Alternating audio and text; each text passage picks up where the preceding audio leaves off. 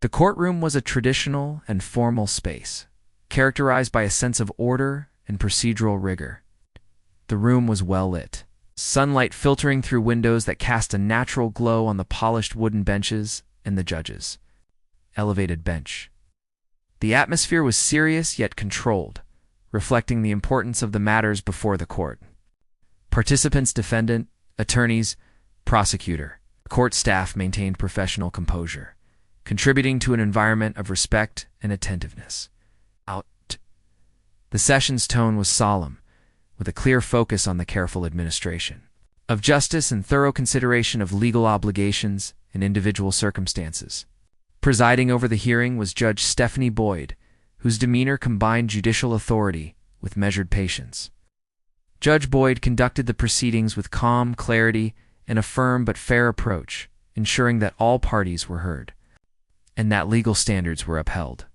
Throughout the session, she demonstrated attentiveness to the defendant's situation, carefully explaining the implications of deferred adjudication, probation conditions, and the consequences of noncompliance. Her tone remained respectful and deliberate, guiding the courtroom through complex legal details while emphasizing the defendant's responsibilities. The defendant, Amanda Marie Hernandez, appeared composed and engaged, dressed appropriately. For the occasion, Ms. Hernandez responded thoughtfully to questions posed by the court and counsel, acknowledging the charges and conditions related to her deferred adjudication. Her tone was measured and reflective, conveying understanding of the seriousness of her circumstances and the terms set forth by the court. She cooperated fully during the proceedings, which included waiver of jury trial rights and acceptance of plea agreements. Attorneys representing both sides displayed professionalism and clarity. Defense counsel John Young advocated effectively for Ms. Hernandez, addressing her legal rights and ensuring she comprehended the nature of the charges, plea agreements, and probation conditions. Prosecutor Rick Painter presented the state's case with focus and adherence to procedural requirements, outlining the charges and evidentiary basis without undue embellishment. Their interactions with the judge and each other were respectful and constructive, helping maintain a smooth flow throughout the hearing. Witnesses did not appear live during this hearing, as the state relied primarily on documentary evidence and stipulations. Court officers and staff contributed to the orderly conduct of business, ensuring smooth administrative handling of the case. The session progressed without disruptions or heightened tension, reflecting the cooperative spirit of all involved. Overall, the hearing was calm, professional, and purposeful, exemplifying the judicial process in managing deferred adjudication and related matters. Judge Boyd's firm, yet empathetic leadership, combined with the defendant's engagement and counsel's professionalism, created a courtroom environment dedicated to fair and thorough legal review. This session offers viewers an informative glimpse into the judicial system's mechanisms for balancing accountability, rehabilitation, and procedural integrity. Welcome to our channel, where we present carefully edited educational segments. From publicly available courtroom live streams, our mission is to provide viewers with clear, respectful insights into legal proceedings to foster a better understanding of the judicial system. Each video features real cases involving various participants under review, including defendants, attorneys, judges, and court staff, with thoughtful commentary designed to enhance legal awareness, maintain a neutral and professional tone, avoiding sensational language, and respecting the dignity of all involved. Whether you are interested in courtroom procedures or seeking to learn more about how the justice system operates, our channel offers accessible and informative content aimed at engaging a broad audience. Subscribe to stay informed on the latest proceedings and deepen your understanding of courtroom dynamics and legal processes. Everyone, if I have not called your case, it's because I don't have your file. All right, the court is calling 2025 CR 0000174 and 2025 CR 007073. State versus Amanda Hernandez. Can I have parties announced? Rick Painter for the state of Texas. John Young for the defense. And are you Miss Hernandez? Your Honor, it's an oddity in the system, but I have two Amanda Hernandez's right now, so I would ask that she be identified as Amanda Marie Hernandez. You are Amanda Marie Hernandez? Yes, Counsel, in each of the cause numbers, did you receive all of the discovery and did you review it with your client? Yes, Your Honor. In each cause number, the court will find that the state is in compliance with discovery.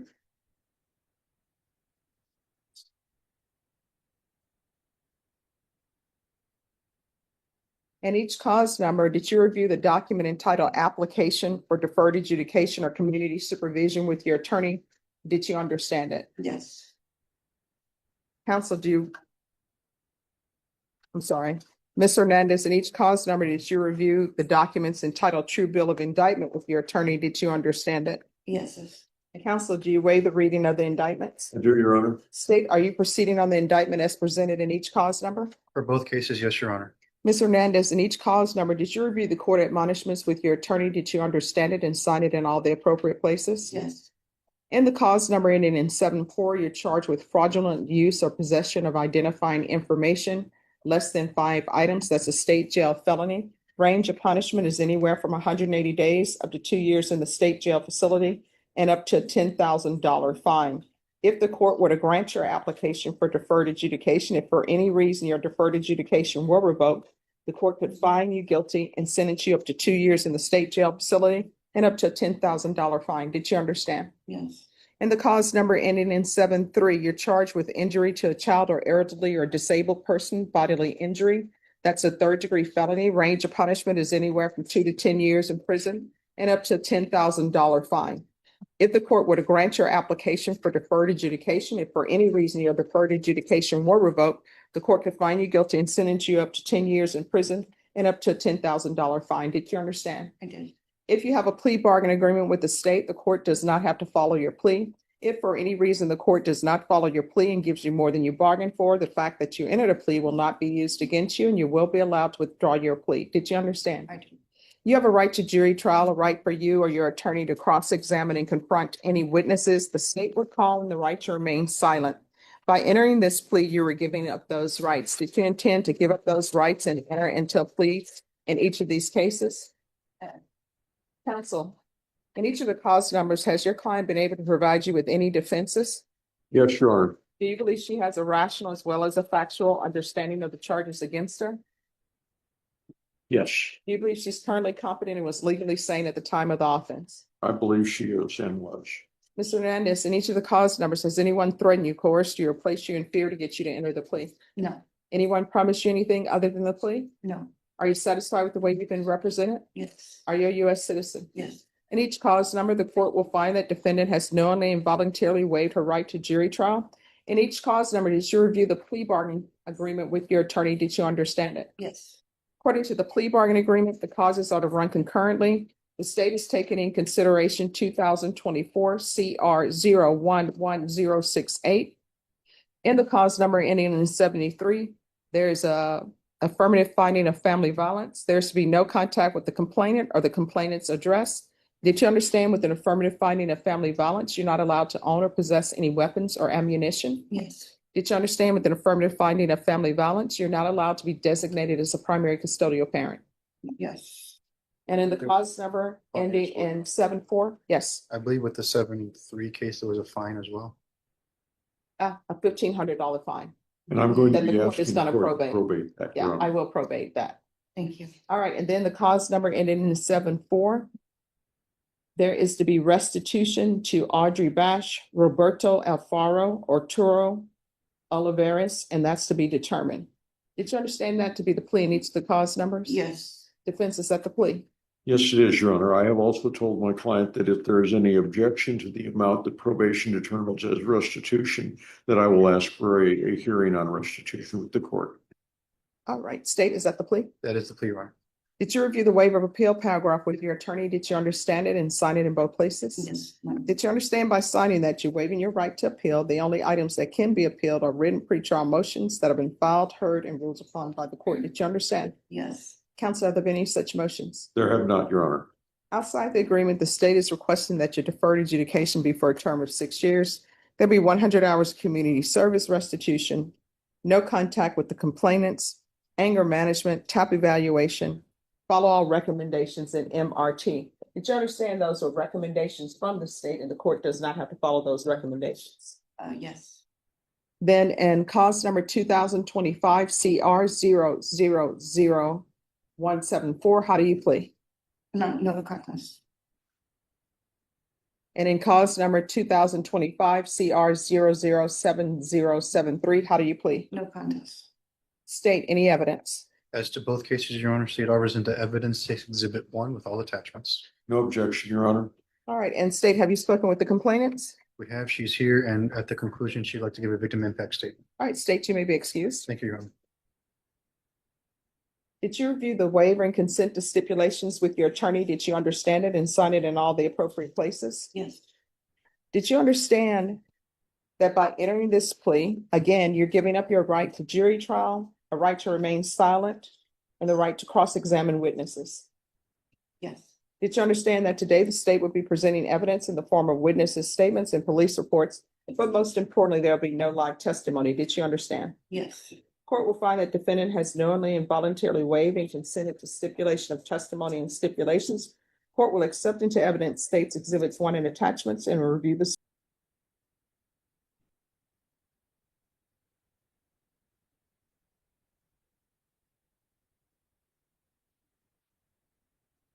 All right, in each cause numbers, after reviewing states exhibits 1 and attachments, the court will find there is sufficient evidence to find you guilty. The court will defer finding of guilt as you apply for deferred adjudication. Are you proceeding with sentencing? Yes, Your Honor. Anything you wish to say on behalf of your client? Your Honor, I know that she, even though I am retained, that she does not have any money in her own name. I was hired by a gentleman that is a friend of hers. I know that he intends to abide by this. I've explained to her that the court normally will review a request for early termination if she completes everything she does, has indicated to me she intends to try to do that. All right. Do you have any children? Yes. What are their ages? They're already older than 18. All right. What are their ages? 25, 19, 18. Yeah, I don't even know. 23. You don't know? I don't. All right. He wasn't in my life. All right. When's the last time you were employed? Prior to coming into jail, so about 4 months ago. Doing what? Yeah. And who were you caring for? My best friend and 2 neighbors of his. All right. Who is Oscar Lara III to you? Oscar Lara. The person you were in the vehicle with when all of these cards were found? In the vehicle, I was by myself. Yeah. According to the stipulations, it says officer observed a male and female enter the Lincoln, and that's the Lincoln vehicle. Yeah. Oh, that's Paul. No, there's a Oscar Lara III. That's a different person.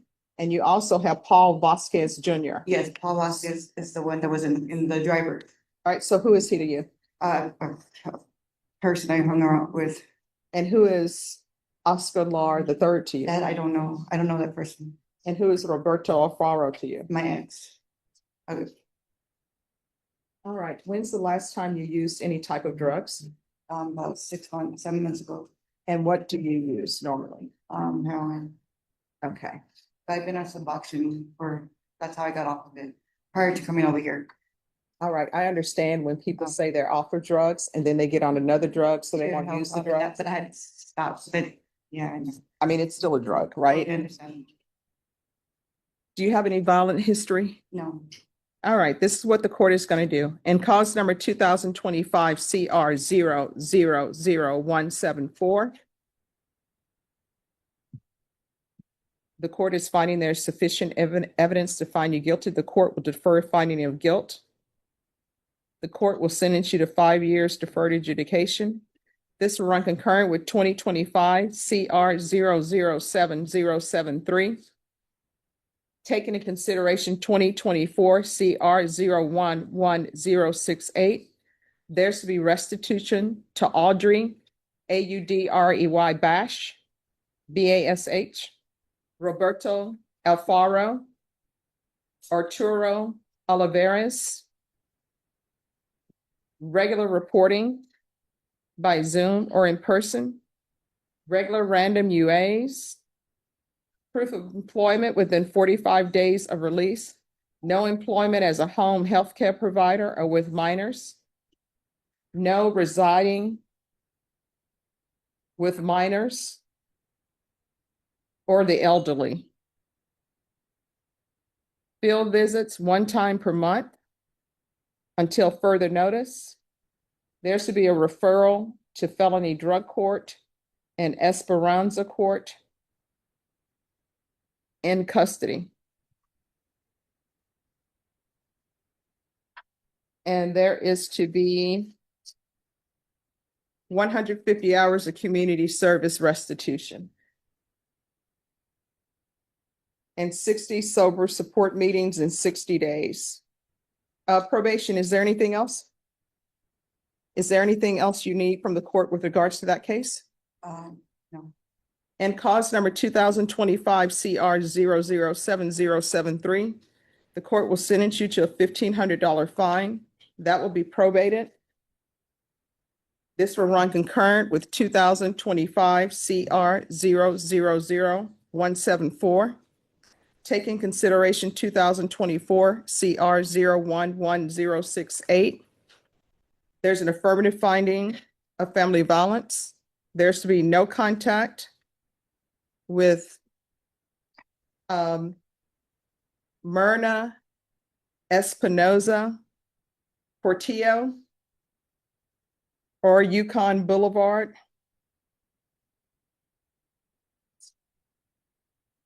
$100 hours of community service restitution, anger management, proof of employment within 45 days, no employment as a home healthcare provider or with minors, no residing with minors or the elderly,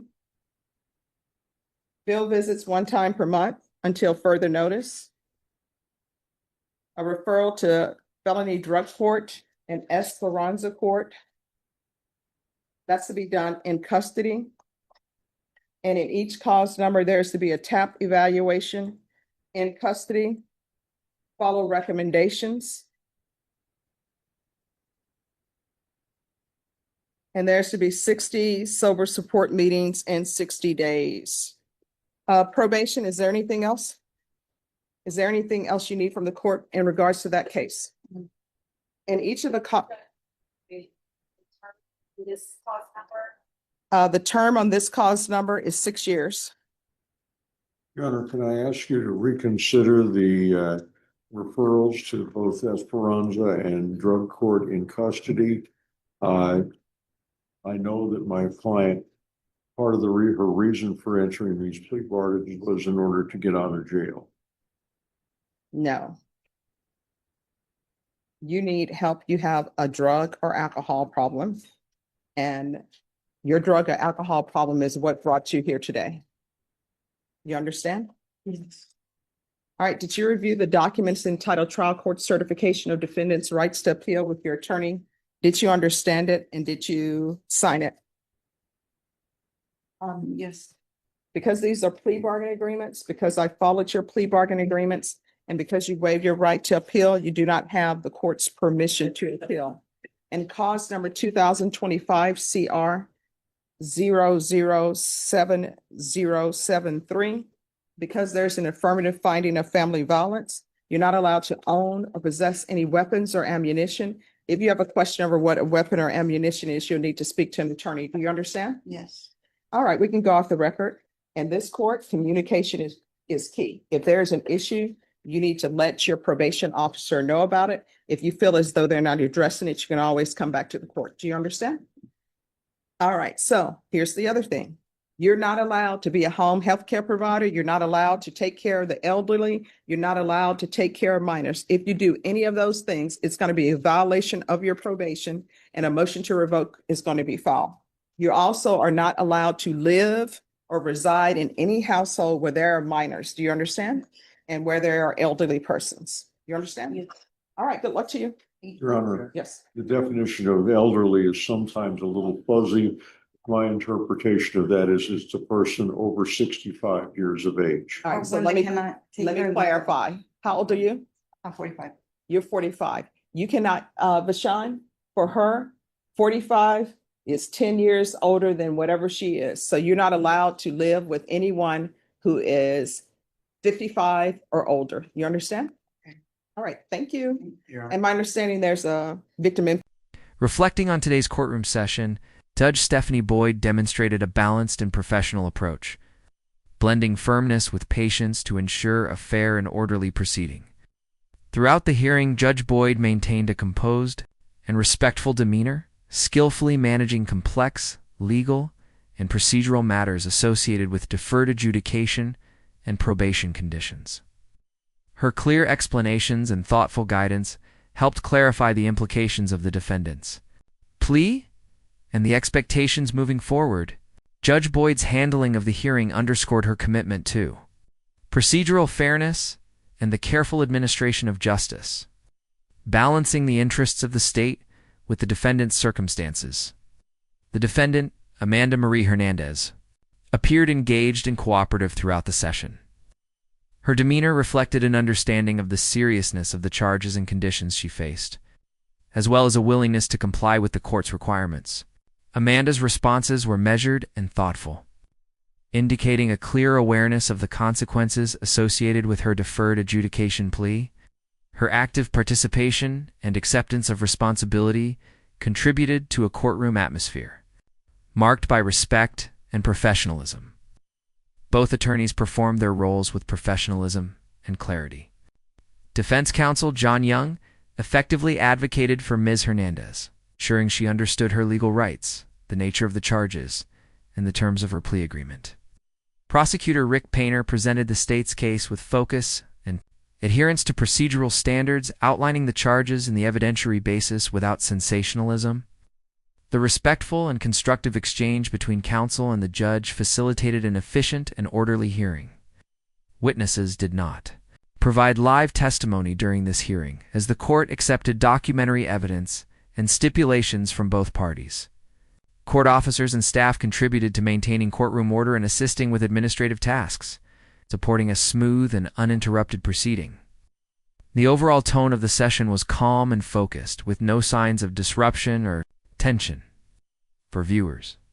This hearing offers valuable insight into the judicial process surrounding deferred adjudication and probation management.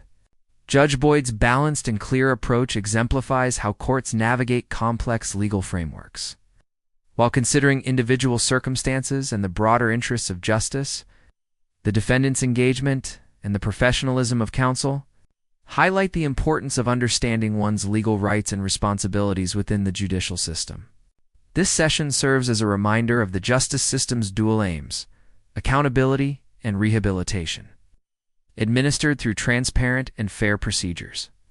If you found this hearing insightful, consider subscribing to our channel, turning on notifications, and leaving your thoughts in the comments below. Your engagement helps foster a community dedicated to deepening public understanding of the justice system and encourages respectful, informed discussion about legal processes. In fairness, thank you for watching.